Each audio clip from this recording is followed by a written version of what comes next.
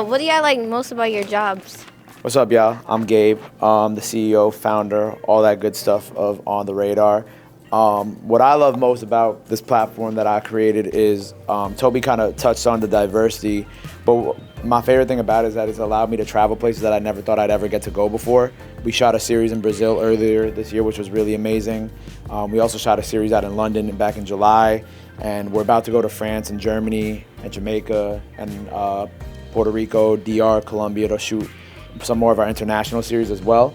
What I love about this show also is just like the amount of people we're able to touch. Like, you know, every single day you never really know what you're gonna get. And we've gone from being just, you know, a very local New York platform to being one of the biggest music platforms in the world, and artists flying over from all over the world.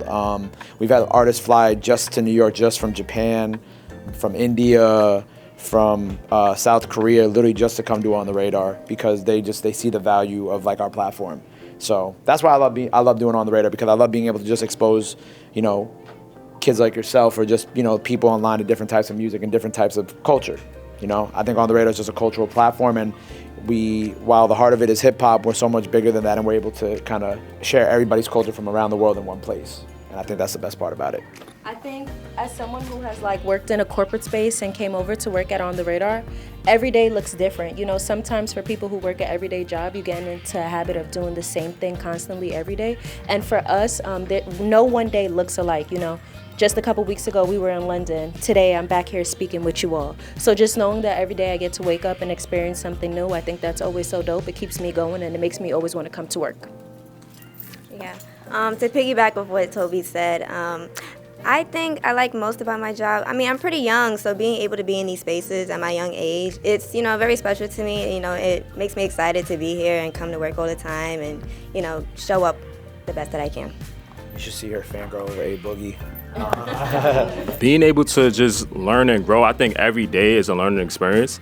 Working in music is definitely not, you know, for the weak. You gotta actually love it, you know what I'm saying? So it's like, as a musician, an artist myself, and producer, it's like being able to understand like all the ins and outs is very important, especially like if you want to make it to the highest level. Because a lot of artists nowadays, they like the glitz and the glamour, but they don't understand like the business, right?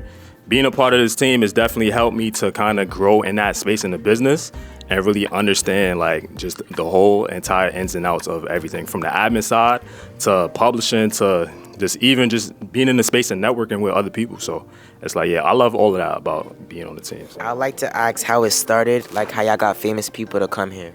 I started On the Radar back in 2018 when I was still, right when I graduated college. I started in like a little closet, so I didn't have a whole studio or anything like that. And at the time, I was just interviewing kind of like anybody and everybody I could get my hands on.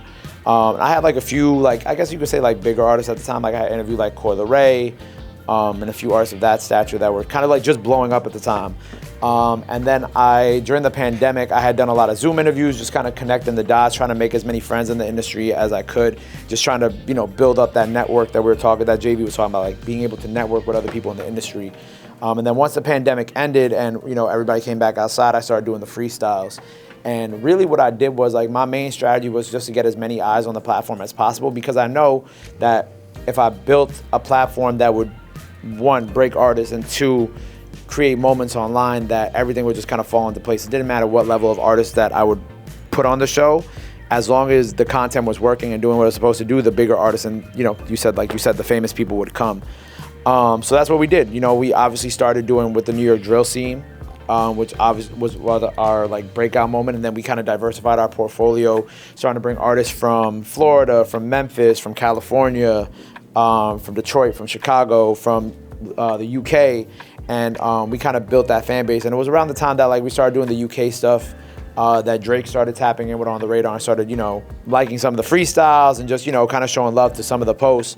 But as time went on and we were able to kind of build the platform, like one of my main things that I would do is I would just get like all the people who were around the famous people, or who are around the bigger famous artists, and I would basically just give them FOMO. I'll put all their mans on, and then they would be like, wait, how come Gabe didn't invite me yet? And then they would come, and since they came, then the other big artists would be like, oh wait, hold on, I just seen so-and-so on there, how come Gabe ain't called me yet? And then so on and so forth. Like the other day we just had Trey Songz up here, which is coming out soon. And what was really cool about Trey and I were just like having a conversation about On the Radar and why he loves it so much. And Trey was like, bro, like, because of you, I found so many dope artists, like, and you've had so many of my people on here, like, it's really amazing the thing that you created. And I appreciate things like that, because like, I always knew that one day we would get someone like Trey Songz on the show. But it's cool to know that like, he's tapped in beyond just, oh, I see the content online. Like, he's actually really paying attention to what we're doing and kind of the ways we're making it. And honestly, that's a lot of artists. And I always tell people, like, the one thing about the music industry and the stuff that you're creating, or just being a creator in general, there's always somebody watching that's important. You just don't know it yet. Who is the best artist that y'all had on the radar? I'm not gonna lie, every time someone asks me that question, I always say I don't have an answer, because we do so many artists that I feel like I have to go back from day one and look at it until now to really see, because you'll forget, because the thing that we do best is we just put out content and content and content and content. So I can't really tell you that, but what I could say is that our New York artists have to step it up, because now that we have had so many artists from all around the world, it's like, I don't even remember you guys anymore, because I'm just thinking about people from other regions and other areas too, you know? So. That's very, very true. Yeah, I pretty much agree with everything Toby said. I feel like it really depends, because if you're saying the best, you could be talking about numbers, or you could be talking about like how I feel, and like a lot of biases. I don't really know, honestly. I do love A Boogie. I do love A Boogie. I'm not gonna lie, I think one of my favorites in terms of number-wise was probably 4-1. Their first freestyle. I would say, like you said, that is a very subjective question, and it is kind of hard. And it is kind of hard to quantify like what would be like best. I always like, when people always ask me what's like the best like proper freestyle that you ever had on the radar, I always say my homie Chris Patrick. He's from Jersey. He did like a 5-minute long freestyle, no breaks, no cuts, no nothing, over this Kendrick Lamar beat. Like I think like 3-4 years ago now. Good. No, you remember when that guy, he had the objects and he was like freestyling with the objects? I don't remember his name, but like AJ something. Yeah, he did. Go ahead, which one? now I'm thinking. Yeah. I'm not gonna lie, one of my favorite ones has to be two. It had to probably be, and both, it's crazy, both of it came from Philly. Trap Dickie and Skrilla. And the reason why I was select, oh, no, but he came to our Philly audition. And the reason why was because we had a 10-city tour. And pretty much when we went on tour, that was their time to catch us. So sometimes we would have people from surrounding cities come somewhere else, because that was their only time to get us. And when we shot the videos, they tend to not come out till months later. So it's almost as if you forgot. So when that freestyle dropped, I think I don't even remember him doing it in the moment, because when I watched it, I was just like, damn, he is so hard. And that video went so viral. Like, and it's not even just the fact that it went viral. I think it's the fact that he's literally so talented, and maybe I really just didn't catch it in the moment until that content came out. So that was really dope.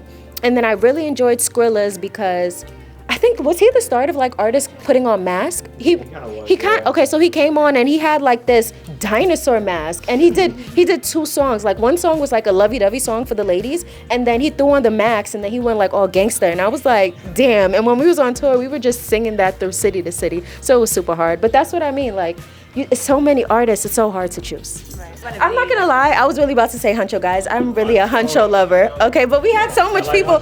We had so much people that I loved, but I really did love Huncho, okay? Like I said, it's hard to quantify. Like if I had to just think of a couple on top of my head, like Chris Patrick had like my favorite, like just proper freestyle on the radar. Franco the Sir had like my favorite freestyle we shot in Brazil. I'm trying to think of some other ones. Obviously, Drake and Central C is just like a legendary moment for us and a full circle moment for me. AJ Tracy had my favorite UK freestyle. Cash Cobain and Chalice still have like my favorite New York one to this day. Like there's so many different like pockets of like hip hop, and like even like I'm trying to think about like Afrobeat wise, like some of them. We did this group from Africa called the Asake Boys. They're kind of like, I want to say like a 4-1. They're kind of like a 4-1 of Africa and from Ghana, and their video went super viral on Twitter, like the Asake Boys. They're like a drill group from Ghana. They became prominent during the pandemic, but like they were a really fun one to shoot as well. And honestly, like a lot of the DJ sets that we've been shooting, we had one of the biggest producers from Nigeria do a DJ set the other night, and that was like one of the craziest videos we shot in a while too. So it's It's a good question, but it's a very broad answer, I know. When people ask me this, I always go back to like somebody that came on the platform that I didn't know of before, but like when they came on, they were like I actively put them in my playlist. That artist, his name is El Mine. He's an R&B singer from England. So like I always think of him because he's somebody that I actively listen to like on my playlist. What type of music you guys into? Like jazz, hip hop, like R&B? What type of music you guys into? Honestly, I have a very like eclectic like taste of music. I do make music as well, so like my kind of style is more so like the dancehall, Afrobeat, R&B lane. But as far as like, I listen to all types of music, classical music, jazz, R&B, like, and like my bag is kind of like deep. I was just listening to like Donny Hathaway. Who knows who Donny Hathaway is? Anybody know Donny Hathaway? Y'all too young for that. Oh, hold on. You know what that is? Name a song. I come from a very like musically inclined family. My sister, she actually sings like classical music. Like you don't know a lot of black women that sing classically, so kind of come from that. You know what I'm saying? So yeah. I too have a very eclectic music taste. I played 5 instruments growing up. I sang when I was growing up. But I right now, like the music that I'm really into, I've been listening to like a lot of reggaeton, which is Latin music. I've been listening to a lot of French hip hop, a lot of European hip hop. A lot of dance hall, just because we've also been having like a lot of really, legendary dance hall artists on the show as of lately. But yeah, like I'll say like obviously the main genres of music I listen to are like R&B, hip hop, and like rock. So I can't really like pinpoint, like we're talking about the car ride. Like I grew up in my neighborhood. I grew up in my mom's house listening to salsa music on a Saturday, but then in my neighbor's house, where my mom would drop me off to, be watched when my mom wasn't around, she'd be playing reggae. So I have like this very deep appreciation for reggae because of just how I grew up and, the places that I would be at. So when I started here, I really didn't have like a diverse music playlist type of vibe. Because my family, my dad is from Guyana, so I listen to a lot of reggae, soca, just from like cultural background, but I also am like very big on like hip hop, R&B, especially old R&B. That's really what I gravitate towards.